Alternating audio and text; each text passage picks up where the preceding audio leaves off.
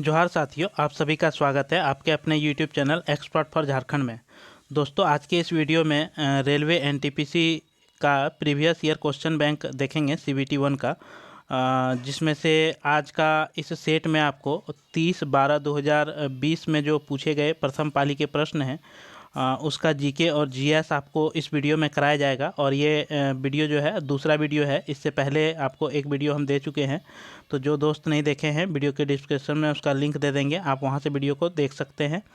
और जो नए दोस्त इस चैनल में हैं और अभी तक आपने चैनल को सब्सक्राइब नहीं किया है तो चैनल ज़रूर सब्सक्राइब कर लीजिए, क्योंकि इस चैनल में आपको जो है पढ़ाई से रिलेटिव वीडियो दिया जाता है, या फिर जो भी वैकेंसी का अपडेट हो उसकी जानकारी भी आपको इस चैनल के माध्यम से दी जाती है।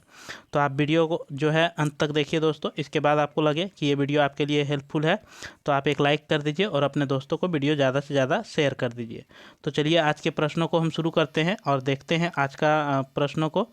तो जैसे कि आज आप देख पा रहे हैं प्रश्न,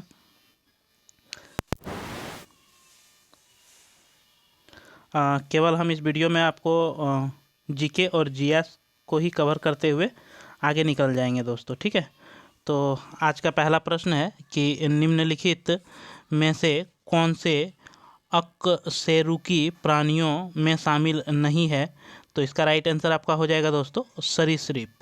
ऑप्शन नंबर सी जो है आपका राइट हो जाएगा।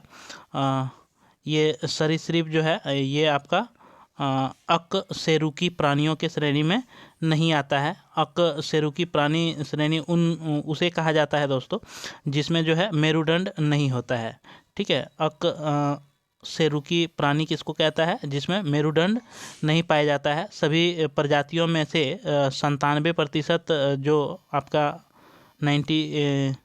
97% जो है प्रजातियों में अकशेरुकी होता है।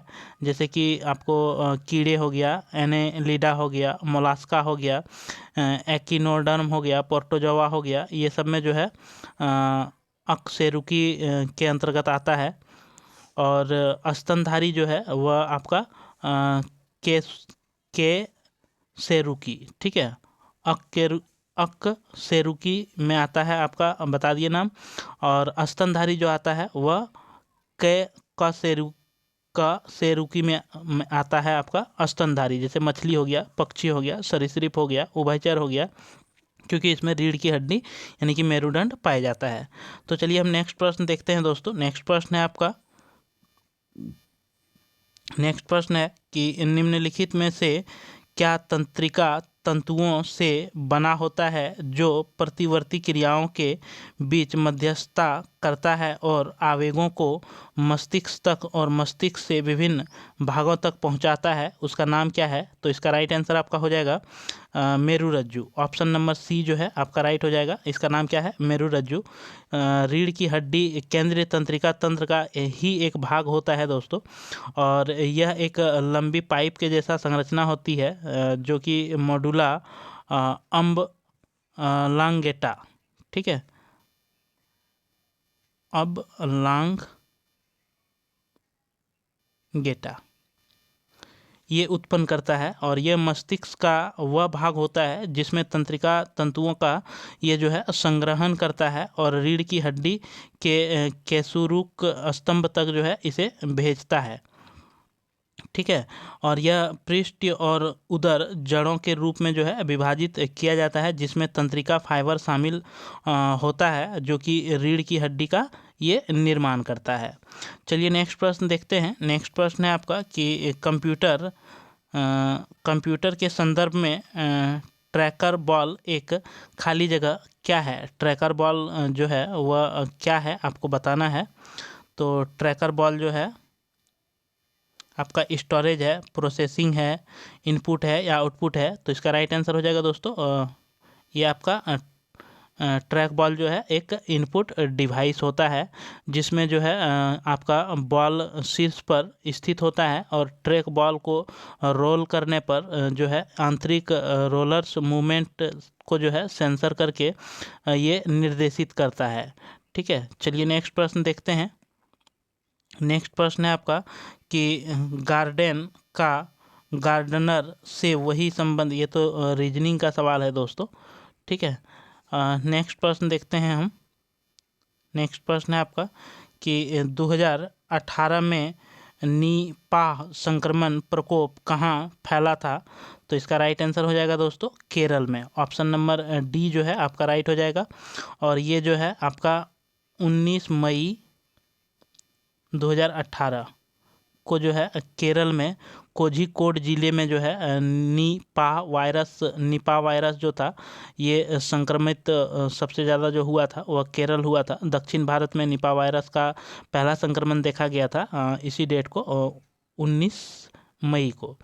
और निपाह वायरस जो होता है ये मस्तिष्क को हानि पहुंचाने वाला एक वायरस होता है। संक्रमण के कारण जो है ये फैलता है, जिससे वैश्विक स्तर पर अपनी असामान्य उपस्थिति जो है दर्ज कराता है वर्ष 1998 में।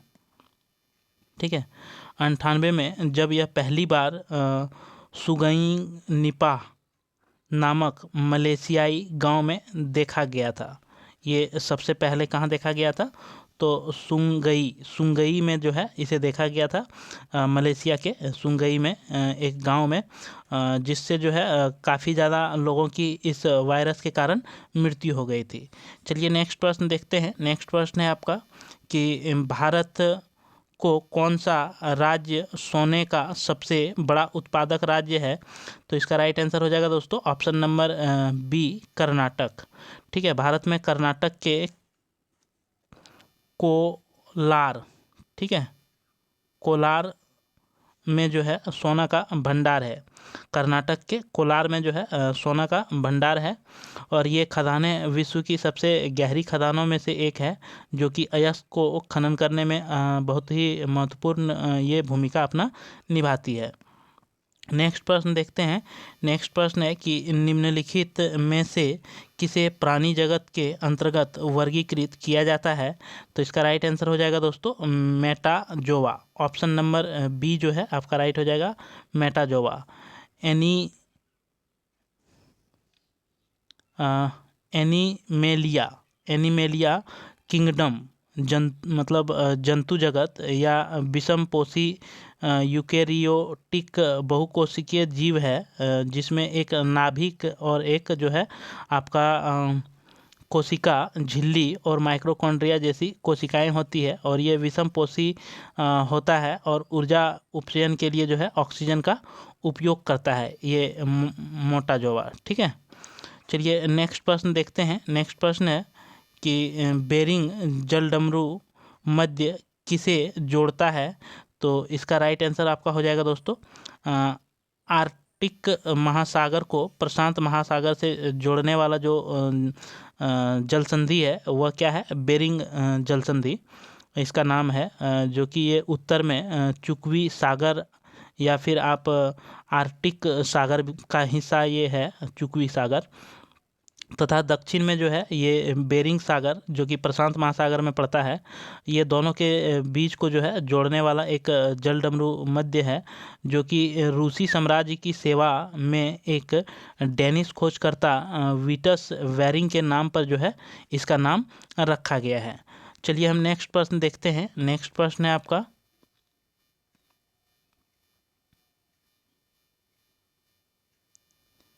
नेक्स्ट प्रश्न है कि 1 किलोबाइट्स कितने बाइट्स के बराबर होता है? तो इसका जो राइट आंसर होगा दोस्तों वो ऑप्शन नंबर बी हो जाएगा 1024। ठीक है, यानी कि 1 किलोबाइट्स में 1024 बाइट्स होता है। और किलोबाइट्स का इकाई जो है वह केबी के द्वारा हम लोग निरूपित करते हैं। नेक्स्ट प्रश्न देखते हैं। नेक्स्ट प्रश्न है कि निम्नलिखित में से दक्षिण अफ्रीका की प्रशासनिक राजधानी कौन सी है? तो इसका राइट आंसर हो जाएगा दोस्तों प्रीटोरिया। ऑप्शन नंबर सी जो है आपका राइट हो जाएगा। दक्षिण अफ्रीका में 3 राजधानी शहर जो है उसमें हैं। एक है कार्यकारी पिटोरिया, इसके बाद न्यायिक राजधानी कार्यकारी राजधानी जो है वो पिटोरिया है, और न्यायिक राजधानी जो है वह ब्लॉम फॉन्टेन। ठीक है, ब्लॉम फॉन्टेन जो है ये न्यायिक राजधानी है। और विधायकी जो है वह विधायकी केप टाउन है, केप टाउन। ठीक है, यानी कि दक्षिण अफ्रीका का जो है आधिकारिक रूप से 3 राजधानियां हैं, जो कि प्रशासनिक तौर पे देखा जाए तो पिटोरिया है, लेकिन कि अगर न्यायिक देखा जाए तो वह ब्लॉम फोंटेन है, और अगर विधि में देखा जाए तो विधायी में तो वह केप टाउन है। चलिए नेक्स्ट प्रश्न देखते हैं। नेक्स्ट प्रश्न है आपका कि प्लास्टिक में निम्नलिखित में से किसका उपयोग किया जाता है? तो इसका राइट आंसर हो जाएगा दोस्तों एथिलीन। प्लास्टिक में जो है एथिलीन का उपयोग किया जाता है। एथिलीन विश्व के सबसे महत्वपूर्ण रसायन में से एक माना जाता है, और प्लास्टिक का उपयोग HDPE, LDPE, PS और PVC में उत्पादित कच्चा माल का 60% से अधिक भाग का उपयोग किया जाता है, और एथिलीन ऑक्साइड के उत्पादन के लिए जो है ये प्रमुख फीडस्टॉक है। नेक्स्ट प्रश्न देखते हैं। नेक्स्ट प्रश्न है आपका कि दास वंश की स्थापना किसने की थी? तो इसका राइट आंसर हो जाएगा दोस्तों कुतुबुद्दीन ऐबक ने जो है दास वंश की स्थापना आपका किसने किया था? तो कुतुबुद्दीन ऐबक ने किया था। भारत में गुलाम वंश का जो शासनकाल था दोस्तों वह आपका 1206 ईस्वी से 90 तक था। ठीक है, गुलाम वंश का जो शासनकाल था वह 1206 ईस्वी से 1290 ईस्वी तक था, और गुलाम वंश का भारत पर शासन करने वाला प्रथम मुस्लिम राजवंश था, और इसकी स्थापना जो है कुतुबुद्दीन ऐबक ने किया था, और उन्होंने दिल्ली में कुतुब मीनार का भी निर्माण करवाया था। कुतुबुद्दीन ऐबक ने दिल्ली में कुतुब मीनार का भी निर्माण करवाया था। नेक्स्ट प्रश्न देखते हैं। नेक्स्ट प्रश्न है आपका कि रिपब्लिक पुस्तक का लेखक कौन है? तो इसका राइट आंसर हो जाएगा दोस्तों आपका प्लेटो। ऑप्शन नंबर बी जो है आपका राइट हो जाएगा। ठीक है, रिपब्लिक पुस्तक का जो लेखक है वह प्लेटो है। लगभग आपका 375 ईसा पूर्व, ठीक है, 375 ईसा पूर्व में प्लेटो के द्वारा रिपब्लिक पुस्तक लिखा गया था, और यह एक जो है राजनीतिक और दर्शन सिद्धांत पर जो है विश्व का सबसे प्रभावशाली कार्य इसमें दिखाया गया है। और प्लेटो प्राचीन ग्रीस के शास्त्रीय कला के दौरान एथिलीनियन दार्शनिक ये थे। नेक्स्ट प्रश्न देखते हैं दोस्तों। नेक्स्ट प्रश्न है आपका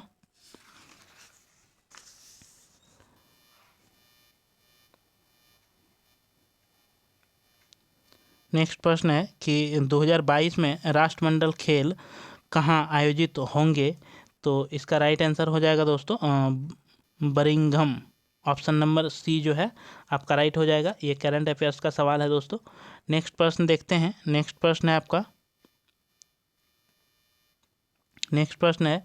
कि नेटवर्किंग सिस्टम में DHPC का पूरा नाम क्या होता है? तो इसका राइट आंसर आपका हो जाएगा दोस्तों dynamic host configurations protocol. Option number A जो है आपका राइट हो जाएगा। नेक्स्ट प्रश्न देखते हैं। नेक्स्ट प्रश्न है आपका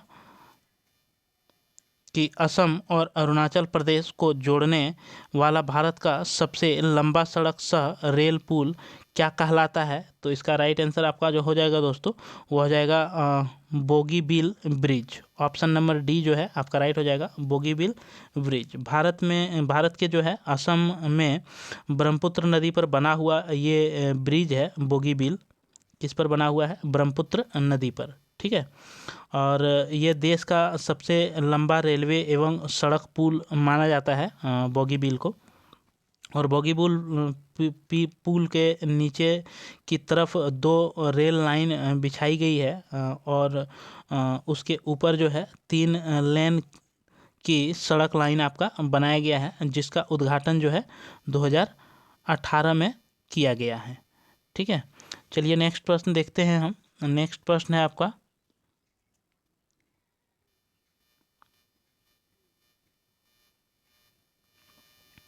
नेक्स्ट प्रश्न है कि निम्नलिखित में से कौन सी कल्याणकारी योजना के उपलब्धियों को गिनीज वर्ल्ड रिकॉर्ड द्वारा मान्यता प्रदान की गई है?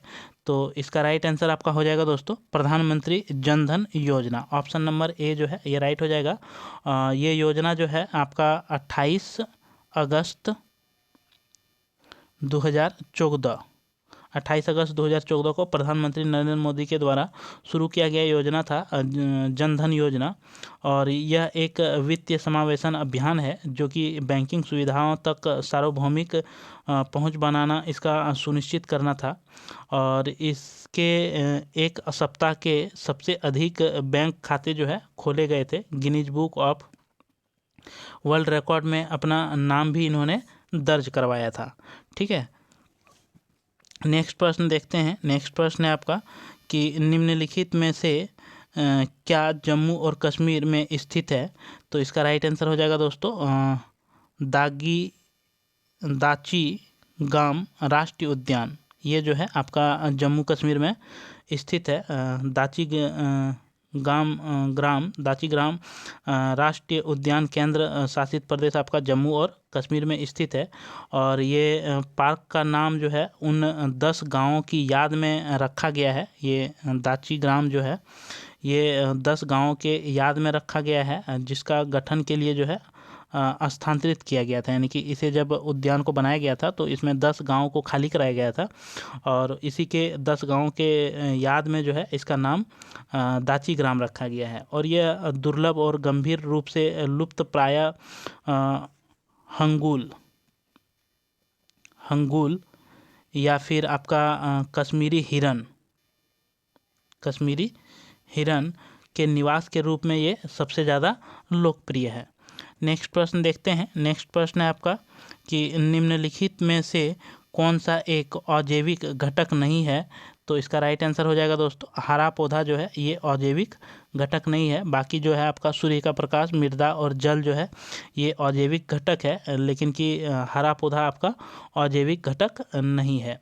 अजैविक घटक के रूप में पर्यावरण में जो निर्जीव रासायनिक या भौतिक कारक हैं जो कि पारिस्थितिक तंत्र को प्रभावित करते हैं, जैसे पारिस्थितिक तंत्र के एक जीवित घटक का वर्णन करता है जिसके अंतर्गत जो है जीव जंतु और पौधे और पशु को रखा जाता है। ठीक है, तो ये जो है आपका हरा पौधा इसी के अंतर्गत आता है, जैविक के अंतर्गत आता है, जो कि अजैव का उदाहरण नहीं है। नेक्स्ट प्रश्न देखते हैं। नेक्स्ट प्रश्न है आपका कि निम्नलिखित में से कौन सा एक प्राचीन बौद्ध ग्रंथ है। तो इसका आपका राइट आंसर हो जाएगा दोस्तों अभिधर्म कोश। ठीक है, ये प्राचीन बौद्ध धर्म ग्रंथ है जो कि आचार्य वसुबंधु, ठीक है, वसुबंधु ने सर्वास्त्र सिद्धांत के अनुसार जो है चौथी और पाँचवीं शताब्दी में संस्कृत कविता अभिधर्म कोश की जो है रचना किया था। क्या था इसमें? संस्कृत कविता उसकी रचना किया था। यह बौद्ध धर्म ग्रंथों की एक श्रेणी थी जिसमें जो है निहित और उसके आधारित विचार, बौद्ध धर्म की शिक्षा का उपयोग, बौद्ध धर्मशास्त्र, चेतना के सिद्धांत को मोक्ष सिद्धांत के रूप में विकसित करने का प्रयास इसमें किया गया था। नेक्स्ट प्रश्न देखते हैं। नेक्स्ट प्रश्न है आपका दोस्तों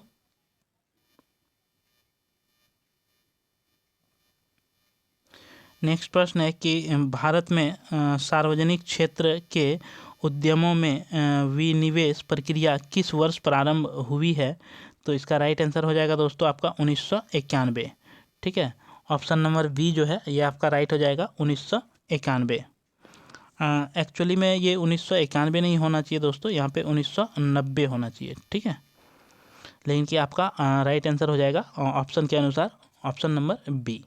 ठीक है, 90 के दशक में जो है इसका शुरुआत में आपका भुगतान संतुलन संकट के सार्वजनिक क्षेत्र के उपकरणों में आधिकारिक वर्णन आधुनिक भारत के मंदिरों को सरकार के पास व्यवसाय के लिए जो है कोई व्यवसाय नहीं है में बदल दिया। सार्वजनिक क्षेत्र को जो है उद्यमों में विनिवेश की प्रक्रिया जो है प्रारंभ कब से शुरू हुआ है, तो वह 1990 के दशक से। इसीलिए आपका 90 के आसपास जो भी ऑप्शन आपको मिलता है दोस्तों, वही जो है इसका सही आंसर हो जाएगा। इसलिए 1991 जो है ये आपका सही आंसर होगा। तो चलिए नेक्स्ट प्रश्न देखते हैं। नेक्स्ट प्रश्न है आपका कि ऑपरेशन ग्रीन्स एक सरकारी योजना है, इसका उद्देश्य क्या है? तो इसका राइट आंसर हो जाएगा दोस्तों टमाटर, प्याज और आलू की फसलों की आपूर्ति में स्थिरता लाना। ऑप्शन नंबर बी जो है आपका राइट हो जाएगा। और ये जो है 2018-19 के बजट के भाषण में जो है ऑपरेशन फ्लड के आधार पर 500 करोड़ रुपया की लागत से किसान उत्पाद संगठनों, कृषि संचालन, प्रसंस्करण सुविधा और पेशेवर प्रबंधन को बढ़ावा देने के लिए जो है ये योजना आपका ऑपरेशन ग्रीन की घोषणा की गई थी। नेक्स्ट प्रश्न देखते हैं दोस्तों। नेक्स्ट प्रश्न है आपका, नेक्स्ट प्रश्न है कि निम्नलिखित में से कौन भारत के केंद्र राज्य संबंधों से संबंधित नहीं है? तो इसका राइट आंसर हो जाएगा दोस्तों कोठारी आयोग। ठीक है, ये जो है केंद्र और राज्य के संबंधों से संबंधित नहीं है। कोठारी आयोग स्वतंत्रता के बाद जो है भारत में गठित ये छठा आयोग था। ठीक है, छठवां आयोग था आपका, जिसका गठन जो है ये आपका 14 जुलाई 1964 को किया गया था। ठीक है, एक प्रस्ताव के द्वारा भारत सरकार द्वारा शिक्षा के सभी स्तरों एवं सभी पक्षों के विकास के लिए समान सिद्धांत एवं नीति पर जो है शिक्षा के राष्ट्रीय प्रतिरूप पर सरकार को परामर्श देने के लिए जो है कोठारी आयोग का आपका गठन किया गया था। तो ये किससे संबंधित है? तो शिक्षा से संबंधित है। और यहाँ पे आपको पूछा है कि भारत और केंद्र राज्य से संबंधित, तो आपका यही कोठारी नहीं है, बाकी आपका सहकारिया, पंछी और राजा मन्नार समिति जो है ये केंद्र और राज्य से संबंधित समितियाँ हैं। ठीक है, चलिए नेक्स्ट प्रश्न देखते हैं। नेक्स्ट प्रश्न है आपका कि किस चट्टान में नतवलन को क्या कहा जाता है? किसी चट्टान में नतवलन को जो है क्या कहा जाता है? तो इसका राइट आंसर हो जाएगा दोस्तों शीर्ष नीति। ऑप्शन नंबर डी जो है आपका राइट हो जाएगा। फोल्ड सामान्य, एंटीक्लाइन, सिंक्लाइन जोड़े होते हैं। हिंज एक बिंदु है जिस क्षेत्र में अधिकतम वक्रता होती है और ऊपर से मुड़े हुए को जो है एंटीक्लाइप या नीचे मुड़े हुए को सिंक्लाइप कहा जाता है। ठीक है, ऊपर जो मुड़ा होता है उसे क्या कहा जाता है? तो ऊपर मुड़ा हुआ एंटीक्लाइज कहा जाता है और नीचे मुड़ा हुआ सिंक्लाइन कहा जाता है। चलिए नेक्स्ट प्रश्न देखते हैं दोस्तों। नेक्स्ट प्रश्न है आपका, नेक्स्ट प्रश्न है कि विशिष्टता द्वैत दर्शन के संस्थापक कौन थे? तो इसका राइट आंसर हो जाएगा दोस्तों रामानुचार्य। ठीक है, रामानुचार्य की जो है दार्शनिक नींव जो है अद्वैतवाद था, जिसे जो है हिंदू परंपरा में उन्हें विशिष्ट द्वैत कहा जाता है। और इनके विचार वेदांत के 3 उपकेंद्रों में से एक है, जो कि अन्य 2 को यदि शंकर के अद्वैत और माधवाचार्य के द्वैत के रूप में माना जाता है। नेक्स्ट प्रश्न देखते हैं हम। नेक्स्ट प्रश्न है आपका कि निम्नलिखित में से कौन से राज्य विधान परिषद नहीं है? कौन सा राज्य में जो है विधान परिषद नहीं है? तो इसका राइट आंसर हो जाएगा दोस्तों ऑप्शन नंबर बी, केरल में आपका विधान परिषद नहीं है। बाकी राज्यों में आपका विधान परिषद है, महाराष्ट्र, तेलंगाना और कर्नाटक में विधान परिषद है। तो वर्तमान समय में विधान परिषद की अगर बात करें दोस्तों तो आपके 6 राज्यों में है। ठीक है, विधान परिषद जो है आपके 6 राज्यों में है। वो 6 राज्य आपका आंध्र प्रदेश हो गया, तेलंगाना हो गया, उत्तर प्रदेश हो गया, बिहार हो गया, महाराष्ट्र हो गया और कर्नाटक हो गया। ठीक है, 2020 में आंध्र प्रदेश विधानसभा ने जो है विधान परिषद को समाप्त करने का प्रस्ताव पारित किया था। अंततः परिषद को समाप्त करने के लिए जो है भारत संसद के द्वारा इस प्रस्ताव को मंजूरी दी जाने बाकी थी। और 2019 में जो है जम्मू कश्मीर को पुनर्गठन जो किया गया 2019 पुनर्गठन विधेयक 2019 में जम्मू और कश्मीर के बीच जो है मध्यता जम्मू और कश्मीर विधानसभा परिषद को जो है समाप्त कर जम्मू कश्मीर राज्य और जम्मू कश्मीर तथा लद्दाख को 2 केंद्र शासित प्रदेश में निर्माण करने का घोषणा कर दिया। चलिए नेक्स्ट प्रश्न देखते हैं दोस्तों। नेक्स्ट प्रश्न है आपका कि भारत का सर्वप्रथम अभिनव उन्नत पृथ्वी प्रेक्षण उपग्रह कौन सा है जिसका परीक्षण 2018 में किया गया था? तो इसका राइट आंसर हो जाएगा दोस्तों HYSIS। ऑप्शन नंबर 3 जो है आपका राइट हो जाएगा। और ये जो है इसरो के द्वारा विकसित भू प्रेक्षण उपग्रह हाइपर, इसका जो फुल फॉर्म होता है वो होता है हाइपर स्पेक्ट्रल इमेजिंग सैटेलाइट। ठीक है, हाइपर स्पेक्ट्रल इमेजिंग सैटेलाइट। और ये जो था आपका C43 मिशन में प्रमुख उपग्रह था जिसका भार लगभग कितना था? तो इसका भार लगभग 380 ग्राम था। ठीक है, और ये जो है इसरो के द्वारा भेजा गया था। नेक्स्ट प्रश्न देखते हैं। नेक्स्ट प्रश्न है आपका, नेक्स्ट प्रश्न है कि निम्नलिखित में से कौन सी भारत की उपग्रह आधारित संवर्धन प्रणाली है? तो इसका राइट आंसर आपका हो जाएगा दोस्तों गगन। ऑप्शन नंबर ए जो है राइट हो जाएगा। गगन जो है एक प्रणाली को संयुक्त रूप से भारत यांत्रिक अनुसंधान संगठन इसरो के द्वारा और भारतीय विमानपत्तन प्राधिकरण द्वारा जो है इसको विकसित किया गया है। और यह भारत का पहला उपग्रह आधारित वैश्विक पोजिशनिंग सिस्टम है जो कि इसरो के GSAT उपग्रह पर ये निर्भर करता है गगन। नेक्स्ट प्रश्न देखते हैं। नेक्स्ट प्रश्न है आपका कि 7E परियोजना निम्नलिखित में से किस क्षेत्र से संबंधित है? तो इसका राइट आंसर हो जाएगा दोस्तों शिक्षा के क्षेत्र से। ऑप्शन नंबर बी जो है ये राइट हो जाएगा। नीति आयोग द्वारा जो है मानव पूंजी परिवर्तन के लिए जो है संधारणीय कार्रवाई हेतु जो है ई कार्यक्रम या फिर 7E 2 मुख्य क्षेत्र शिक्षा और स्वास्थ्य में इसे 3 रोल मॉडल जो है किया गया था, राज्य को बनाया गया था, जिसमें से 7E कार्यक्रम जो छात्र और शिक्षक के केंद्र में शिक्षा प्रणाली के लिए जो है एक साथ बनाने पर केंद्रित किया गया था। नेक्स्ट प्रश्न देखते हैं। नेक्स्ट प्रश्न है आपका कि निम्नलिखित में से कौन सी एक उपधातु है? तो इसका राइट आंसर हो जाएगा दोस्तों सिलिकॉन जो है आपका एक उपधातु है। रासायनिक तत्वों के रूप में परिभाषित किया जाता है धातु या उपधातु को, जो कि भौतिक और रासायनिक गुणों के आधार पर जो है धातु और अधातु की श्रेणी में रखा जाता है।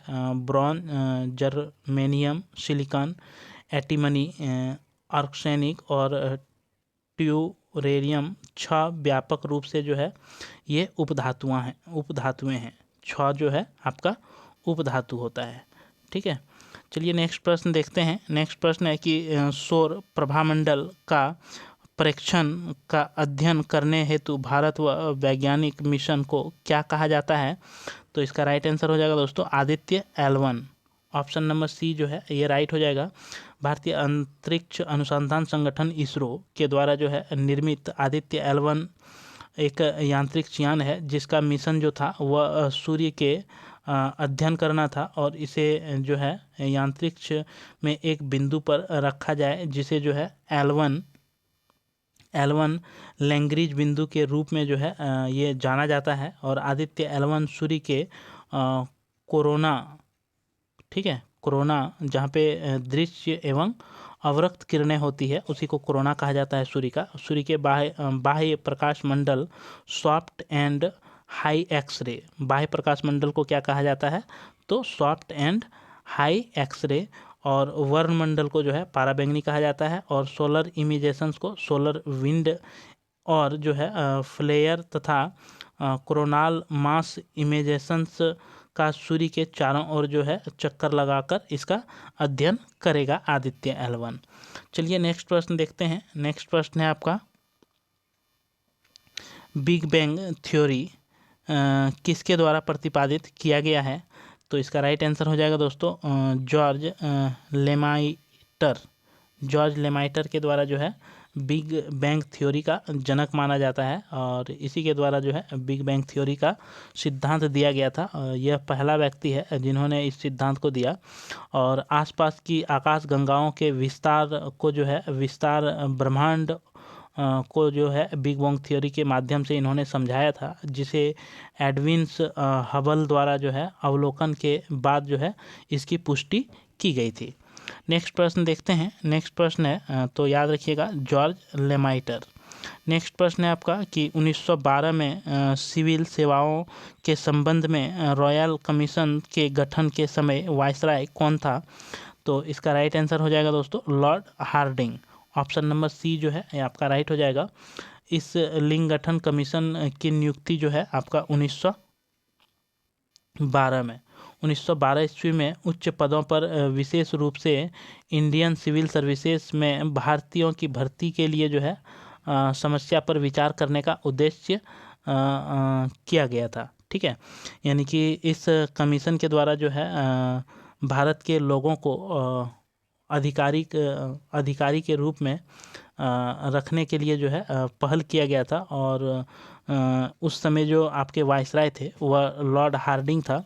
और लॉर्ड हार्डिंग का अगर कार्यकाल पूछे दोस्तों तो ये 1910 से लेकर के 1916 तक जो है ये आपका वायसराय के रूप में कार्य किया था। नेक्स्ट प्रश्न देखते हैं। नेक्स्ट प्रश्न है आपका कि जोजिला टनल प्रोजेक्ट कहाँ स्थित है? तो इसका राइट आंसर हो जाएगा दोस्तों जम्मू और कश्मीर में जो है आपका जोजिला जो है ये जोजिला लद्दाख के कारगिल ज़िला में आपका स्थित है, और ये एक उच्च पर्वतीय दर्रा है जो कि 2018 में जोजिला सुरंग परियोजना की शुरुआत की गई। 2018 में जो है जोजिला सुरंग का परियोजना का शुरुआत किया गया, और यह सुरंग जो है एशिया का सबसे लंबा और द्वितीय दिशात्मक रणनीतिक सुरंग है, जो कि सभी मौसम में श्रीनगर, कारगिल और लेह लद्दाख के बीच जो है संपर्क स्थापना करने में जो है ये एक महत्वपूर्ण रोल अपना निभाएगा। नेक्स्ट प्रश्न देखते हैं दोस्तों। नेक्स्ट प्रश्न है आपका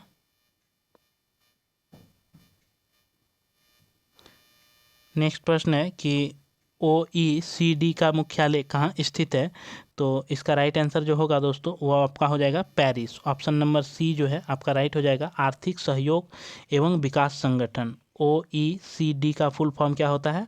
आर्थिक सहयोग एवं विकास संगठन। ठीक है, और इसका जो मुख्यालय है वो आपका पेरिस में स्थित है, और इसकी स्थापना जो हुई है वह 1961 में हुई है।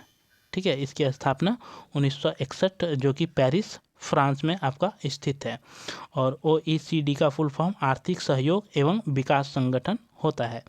चलिए नेक्स्ट प्रश्न देखते हैं। नेक्स्ट प्रश्न है आपका कि भगवान महावीर का मूल नाम क्या था? तो इसका राइट आंसर हो जाएगा दोस्तों वर्धमान। ऑप्शन नंबर सी जो है आपका राइट हो जाएगा। महावीर का जो बचपन का नाम था उसे वर्धमान कहा जाता था, और ये जो है जैन धर्म के अनुसार 24वें एवं अंतिम तीर्थकर के रूप में जो है महावीर को जाना जाता है। उन्होंने ऋजुपालिका नदी के तट पर जो है एक साल वृक्ष के नीचे ज्ञान प्राप्त हुआ था। ठीक है, महावीर स्वामी को ऋजुपालिका नदी के तट पर एक साल वृक्ष के नीचे जो है इसको ज्ञान प्राप्त हुआ था। चलिए नेक्स्ट प्रश्न देखते हैं। नेक्स्ट प्रश्न है आपका नेक्स्ट प्रश्न है कि 4 प्राकृतिक स्रोत सूचीबद्ध किए गए हैं, इनमें से 3 किस तरह से सामान्य और एक असंगत है, या एक असंगत का चयन जो है आपको करना है? तो इसका जो राइट आंसर होगा दोस्तों वो ऑप्शन नंबर बी हो जाएगा कोयला। ठीक है, ये तो रीजनिंग का आपका सवाल है दोस्तों। ठीक है, ये रीजनिंग का सवाल है। इसमें वायु, सौर और जल जो है ये अक्षय है, लेकिन कि ये जो कोयला जो होता है ये क्षय होता है, ये ख़त्म हो जाता है, इसका पुनः उपयोग नहीं किया जा सकता, लेकिन कि वायु, सौर और जल को जो है पुनः उपयोग किया जाता है। ये रीजनिंग का सवाल था दोस्तों।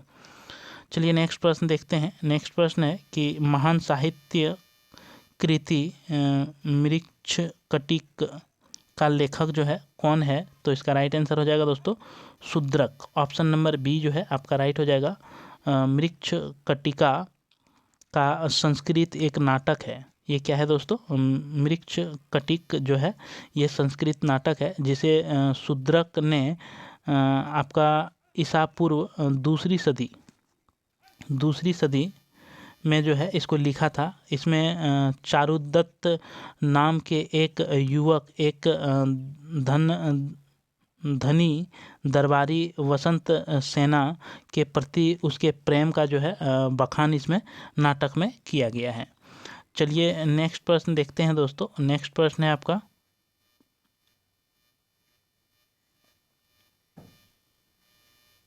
नेक्स्ट प्रश्न है कि निम्नलिखित में से कौन प्रख्यात व्यक्ति बारडोली से संबंधित है? तो इसका राइट आंसर हो जाएगा दोस्तों आपका सरदार वल्लभ भाई पटेल।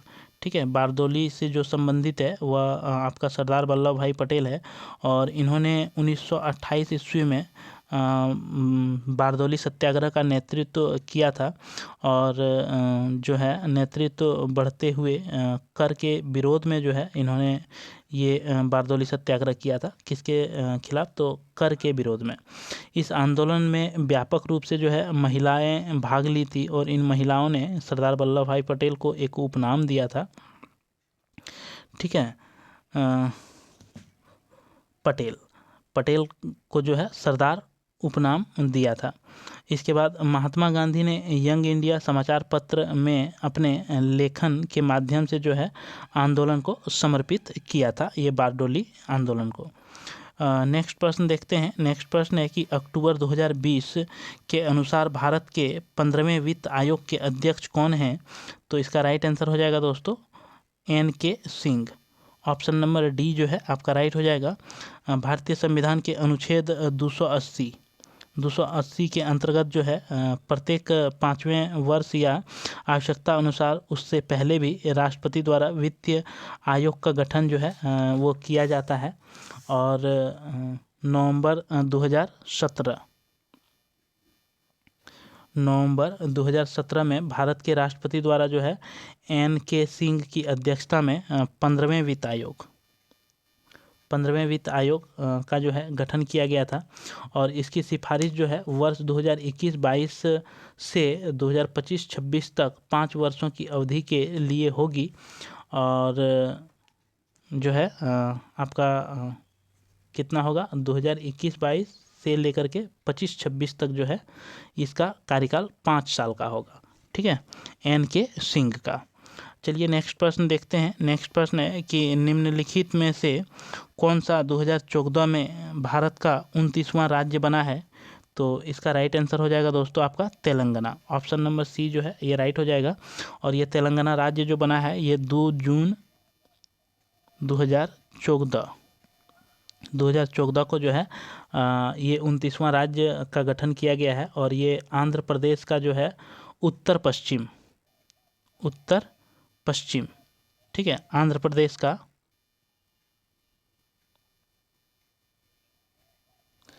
प्रदेश का उत्तर पश्चिम भाग से जो है अलग करके नया राज्य आपका बनाया गया है, जिसका राजधानी कहाँ है? तो हैदराबाद। नेक्स्ट प्रश्न देखते हैं। नेक्स्ट प्रश्न है दोस्तों आपका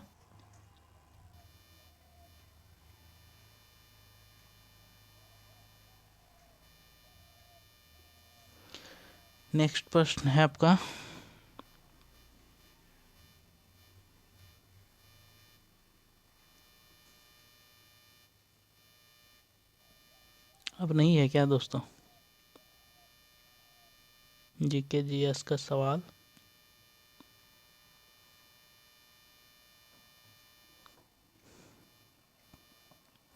दिख तो नहीं रहा है दोस्तों।